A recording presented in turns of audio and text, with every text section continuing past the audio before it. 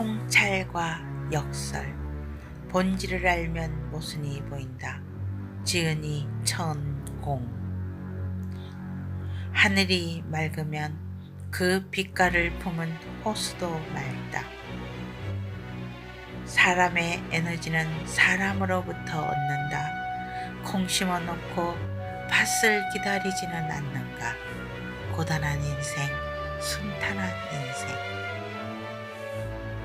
기찻길이 평행하지 않으면 일탈하듯이 인생이란 열차는 누구에게나 공평하다. 젊은 시절 자신을 위해 투자하라.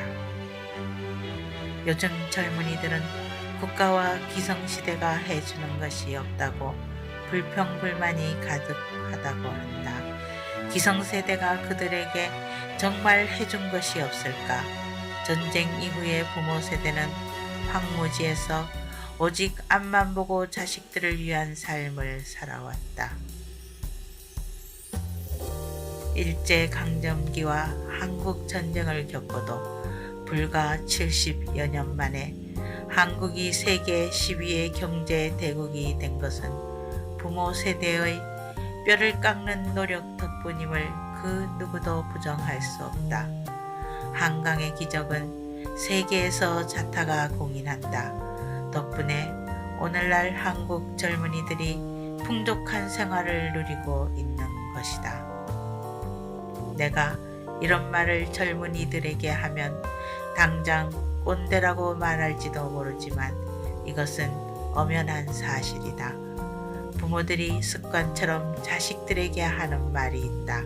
이놈들아, 나는 너희 나이대에 어떻게 살았는지 알아. 물론 강요의 세대를 살아온 부모들이 자유분방한 오늘날의 젊은이들에게 이런 말을 하는 것도 잘못이지만 그렇다고 젊은이들이 부모 세대들을 함부로 꼰대 취급하는 것도 큰 문제이다. 어떤 때는 젊은이들의 사고들을 보면 한심하기 짝이 없다. 그들은 그저 고뇌하기만 할 뿐 자신의 길을 스스로 개척할 줄 모른다. 심지어 이기적인 성향이 너무 강하다 보니 남에 대한 배려심도 극히 부족하고 의지력도 약하다. 이 모든 것이 어릴 때 수동적으로 키운 교육 방법 탓은 아닌지 모르겠다. 국가 교육은 또 어떤가? 요즘은 가정 형편이 힘든 학생들에겐 국가 장학금이라는 명목으로 학비의 일부를 주기 때문에 돈이 없어서 대학에 진학하지 못하는 경우는 없다고 한다. 하지만 과거 부모 세대들은 대학을 가고 싶어도 학비가 없어서 가지 못했다. 심지어 대학 가려면 소를 팔아야 했을 정도였다.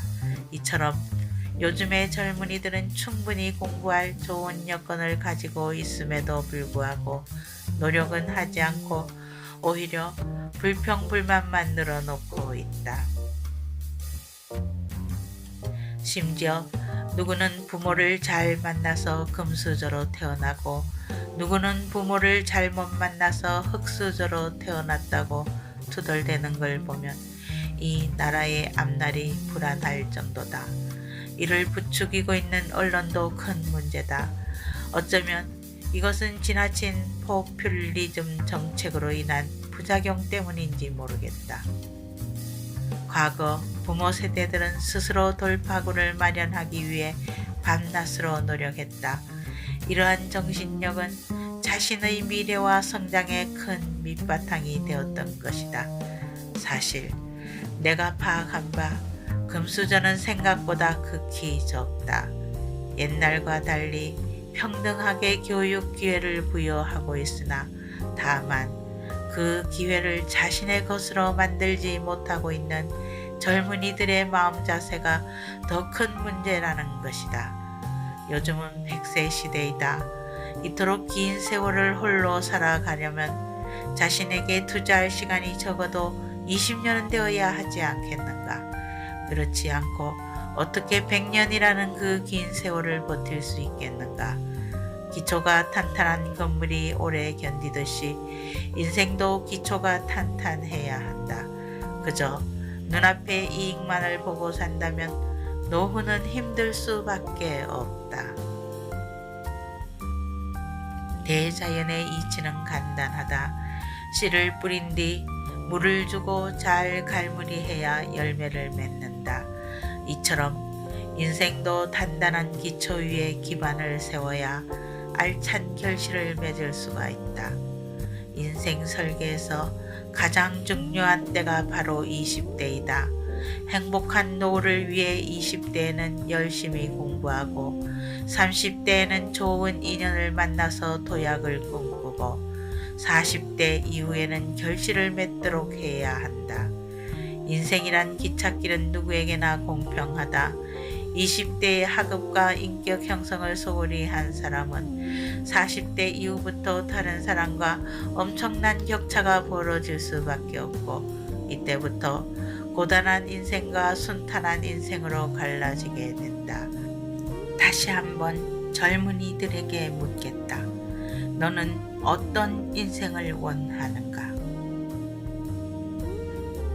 콩 심은 데 콩 나고 팥 심은 데 팥 난다는 속담이 있듯이 그 어떤 노력도 하지 않으면서 무엇인가를 기대하고 있는 건 마치 콩을 심어 놓고 팥을 기다리는 것과 같다는 걸 깊이 명심하라.